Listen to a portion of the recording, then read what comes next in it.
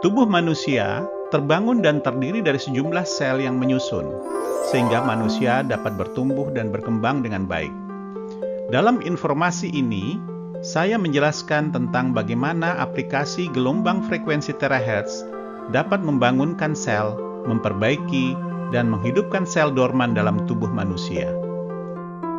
Struktur tubuh manusia terdiri dari sel, tisu, organ, dan sistem organ, di mana dari sini tubuh manusia dibuat dengan kompleksitas struktur yang semua bekerja sama. Kalau kita berbicara tentang sel manusia, sel tubuh manusia terdiri dari berbagai macam sel. Contoh, sel otak, sel liver, sel otot, sel usus, sel darah, dan lain-lain. Inilah semua yang membentuk tubuh manusia. Lebih detail lagi adalah sel manusia. Sel yang membangun tubuh manusia adalah sebanyak 37 triliun jumlahnya. Dan berikut inilah saya akan membahas secara ilmiah bagian daripada sel, masing-masing sel yang berjumlah 37 triliun dalam tubuh manusia, terdiri dari 10.000 hingga 100.000 biomolekul. Terdapat 4 peran utama dalam biomolekul, yaitu lipids atau lemak, nukleat asid atau DNA dan RNA, karbohidrat, dan protein. Inilah komponen utama dari biomolekul. Dalam sel itu sendiri tersusun sebagai berikut: inti sel, mitokondria, endoplasmic reticulum, ribosom, Golgi apparatus, lisosom, peroksisom, dan membran sel. Inilah dia susunan daripada sel. Di dalam sel inti atau nukleus itu terdiri dari DNA dan RNA. DNA atau deoksiribonukleat acid adalah seperti komputer yang melakukan programming dan memberikan tugas kepada semua biomolekul dalam sel. Sedangkan RNA melakukan fungsi dan tugas sebagai kopi atas semua perintah tersebut dan melakukan scan serta mengirim sinyal ke seluruh biomolekul. Inilah dia bentuk dari DNA dan RNA. Deoksiribonukleat acid mempunyai 2 pilar, sedangkan ribonukleat acid mempunyai cuma 1 pilar atau single nucleobase. Fungsi lain dalam sel juga ada namanya fungsi mitokondria yang merupakan pemrosesan makanan dan oksigen untuk menghasilkan energi untuk sel itu sendiri. Fungsi daripada endoplasmic reticulum yang ada dalam sel yaitu sebagai pembuat protein, lipid, dan steroid seperti rambut, kuku, dan jaringan tisu manusia. Sedangkan ribosom adalah juga hampir sama. Dia juga membuat protein, hanya lebih kepada steroid protein, contohnya hormon, darah, dan sel. Sedangkan fungsi daripada Golgi apparatus adalah fungsinya sebagai tukang pos dan melakukan pengkodean protein dan lemak untuk dikirim ke sel lain. Ada molekul yang mempunyai tugas seperti tukang sampah, di mana molekul ini mengangkut dan menyingkirkan hal-hal yang buruk. Contohnya, sel darah putih yang merupakan antivirus dan antibakteria. Molekul membran ini berfungsi sebagai pembungkus sel, di mana molekul membran ini mempunyai 2 layer sebagai piranti-piranti untuk melindungi sel dari luar. Di antara seluruh sel yang ada di dalam tubuh manusia, ada satu sel yang mempunyai fungsi yang luar biasa dan merupakan fungsi awal peradaban manusia itu sendiri, yaitu stem cell. Nah, stem cell ini merupakan sel awal manusia atau sel punca yang dikenal dengan stem cell. Stem cell ini dapat membuat sel baru, memperbaiki sel yang rusak, dan mengganti sel-sel yang mati. Stem cell atau sel utama atau juga disebut dengan sel punca terdiri dari sumber yang pada awalnya disinilah asal-muasal pembentukan tubuh manusia dari kecil hingga dewasa. Stem cell sendiri dibagi dua, yaitu stem cell embrionik dan stem cell dewasa.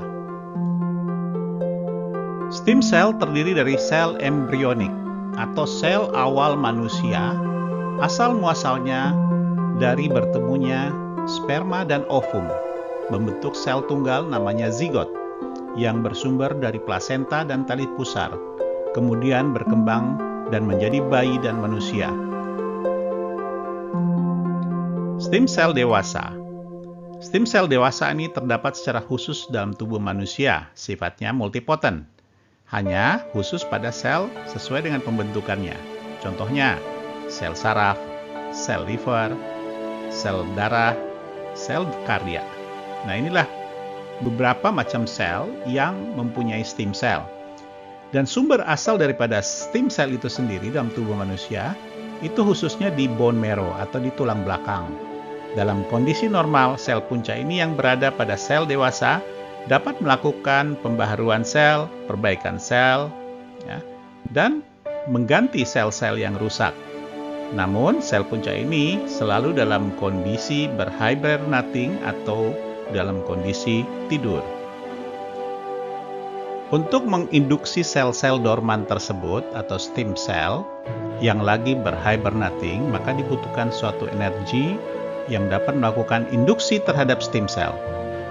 Berdasarkan beberapa penelitian ilmiah dan jurnal-jurnal, bahwa untuk mengaktifkan sel punca ini atau stem cell dapat dilakukan dengan cara in vitro, seperti contohnya mengambil sel sperma untuk membuahi sel ovum yang disebut dengan bayi tabung. Juga dengan sistem mengambil sel dari tali pusar atau plasenta yang digunakan untuk mengobati suatu penyakit turunan atau degeneratif. Kini, bahkan para ilmuwan telah menemukan cara lain mengaktifkan sel dorman tersebut melalui induksi gelombang elektromagnetik, maka dipilihlah frekuensi gelombang terahertz. Bagaimana dengan frekuensi terahertz itu sendiri? Frekuensi terahertz berada pada elektromagnetic spectrum, di mana gelombang-gelombang elektromagnetik itu terdiri dari radio, microwave, infrared, visible light, ultraviolet, X-ray, dan gamma. Sedangkan posisi daripada gelombang terahertz itu berada antara microwave dan infrared. Untuk lebih jelasnya, posisi gelombang terahertz berada antara panjang gelombang 300 mikrometer hingga 30 mikrometer dan frekuensi antara 1 terahertz hingga 10 terahertz atau disebut juga sub-millimeter wave. Kenapa terahertz dipilih untuk menginduksi stem cell manusia? Karena gelombang terahertz adalah gelombang yang tidak mengandung ion radiasi, sehingga tidak merusak sel tubuh manusia. Terahertz juga satu-satunya frekuensi yang dapat berkomunikasi atau beresonansi dengan tubuh manusia. Dr. Cochran adalah ilmuwan terahertz spesialis dan dokter yang bekerja selama 23 tahun. Mengatakan bahwa gelombang terahertz dapat menginduksi dan mengaktifkan stem cell dorman. Setelah diaktifkan, maka stem cell tersebut dapat memperbaiki sel yang bermasalah. Tubuh manusia itu sendiri ternyata mempunyai frekuensi yang disebut dengan human frequency, di mana ada beberapa pendapat ahli yang telah melakukan penelitian selama bertahun-tahun untuk menyelidiki tentang human frequency. Ilmuwan yang melakukan penelitian terhadap frekuensi dan gelombang ini adalah salah satunya adalah Alan Day McKissick. Dia menyatakan selama ini paradigma atau sains barat selalu mengatakan bahwa makhluk kimia dan mekanis adalah manusia. Tetapi paradigma baru yang muncul menunjukkan bahwa kita pada dasarnya manusia elektromagnetik dan vibrasi. Robert E. Baker dalam bukunya berjudul The Body Electric, dia menyatakan dan melakukan penelitian tentang diri bioelektrik kita. Robert Baker merupakan pelopor dalam bidang regenerasi dan hubungannya dengan arus listrik elektromagnetik pada makhluk hidup. Dan dia menyatakan bahwa elektromagnetik penting untuk kehidupan manusia, di mana sumsum tulang belakang dapat diregenerasi setelah rusak. Dr. Bruce Taino, salah satu daripada pelopor mengenai masalah human frequency, pada tahun 1992, Dr. Bruce Tainio dari Tainio Teknologi, suatu divisi independen dari Eastern State University di Chennai, Washington DC, USA, membangun monitor frekuensi pertama di dunia. Tainio menemukan bahwa rata-rata frekuensi sehat tubuh manusia pada siang hari adalah 62 hingga 78 MHz, di mana jika frekuensi turun, maka imun manusia juga akan turun. Bruce Tainio menyatakan ada beberapa klasifikasi terhadap human frequency, karena disebut juga bahwa tubuh sehat atau frekuensi sehat tubuh manusia adalah sekitar 62 hingga 78 MHz. Bila kurang daripada itu, turun menjadi 58 MHz, maka disebut imun tubuh yang berkurang. 55 MHz gejala flu dan pilek, 52 MHz Candida atau Epstein-Barr atau penyakit kulit lainnya, contohnya herpes dan lain-lain. Dan apabila 42 MHz, frekuensi tubuh manusia itu terkena kanker. Demikian pun juga apabila turun daripada itu hingga meninggal. Salah satu penelitian dari lembaga riset Riken Jepang yang dilakukan oleh Hiromichi Hoshina, beliau melakukan pengetesan melalui gelombang radiasi terahertz dan akhirnya menemukan bahwa radiasi terahertz memang dapat merubah struktur protein dalam sel. Dalam jurnal ilmiah berikutnya yang dilakukan di Korea, ini menemukan bahwa potensial clinical application daripada terahertz radiasi, di mana klinik application ini dapat melakukan treatment terhadap pasien-pasien kanker, seperti yang digambarkan dalam diagram berikut ini, di mana melalui suatu induksi gelombang terahertz 1,65 terahertz dapat menimbulkan demetilasi daripada sel-sel kanker yang ada. Ini contohnya adalah kanker payudara. Nah, melalui induksi ini dapat membuat sel-sel kanker tersebut tidak melakukan penyebaran yang lebih masif, akhirnya menurun sehingga menghilangkan sel kanker itu sendiri. Penelitian yang dilakukan oleh Universitas Saint Petersburg, Rusia, menemukan bahwa dengan radiasi gelombang terahertz atau frekuensi terahertz ini dapat sangat efektif menangani pasien COVID-19 dan menyembuhkan lebih cepat daripada yang selama ini terjadi. Dari hasil penelitian darah dari pasien yang terkena positif COVID-19, menurut penelitian daripada Universitas Saint Petersburg dari Rusia, di sini ada beberapa hasil yang didapatkan setelah 2 hari maupun 7 hari, di mana hasil daripada tes darah ini adalah ISR, RBS, dan WBS. ISR adalah salah satu tes peradangan, merupakan erythrocyte sedimentation rate, dan RBS adalah tes gula darah random, dan WBS adalah tes darah putih. ISR sendiri mempunyai nilai normal adalah 2-20, RBS adalah normalnya 4-5, dan WBS adalah normal 4-9.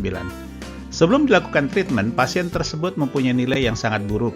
Contohnya ISR di atas normal 41, RBS masih cukup normal, WBS di atas normal 28,7. Setelah dilakukan treatment dengan gelombang terahertz untuk 2 hari kemudian, ISR-nya menurun dengan drastis mencapai angka normal 19, sedangkan RBS-nya mempunyai hasil 3,62. WBS-nya adalah 8,9. Cukup signifikan dalam perubahan-perubahan hasil tes darahnya. Bahkan 7 hari kemudian, ISR-nya sudah mencapai titik normal dengan 10, nilai RBS-nya adalah 4,10, dan WBS-nya 8,7. Sangat normal. Kesimpulan daripada semua hasil daripada apa yang kita bahas di atas adalah kutipan dari seorang ahli fisika yaitu Albert Einstein menyatakan bahwa the future medicine will be the medicine of frequency, yaitu obat masa depan adalah obat dari frekuensi. Dari hasil penelitian ilmiah dari Institute of Integrated Cell Material Sciences, Universitas di Kyoto dan Universitas Tokai di Jepang dalam jurnal Optics Letter menemukan bahwa frekuensi cahaya terahertz dapat mengubah ekspresi gen dalam stem cell. Ini adalah penting karena stem cell ini yang berfungsi untuk memperbaharui dan menemukan bahkan mengganti sel-sel yang rusak, khususnya dalam pengembangan terapi regeneratif. Terahertz juga memiliki potensi untuk memanipulasi sel-sel hidup karena frekuensi ini tidak merusak seperti sinar ultraviolet ataupun inframerah. Dengan kebaikan dan keamanan gelombang terahertz ini merupakan satu alternatif terbaru dalam pengobatan medis di masa depan yang dapat membangunkan stem sel manusia. Baik, terima kasih atas perhatiannya. Sampai jumpa lagi.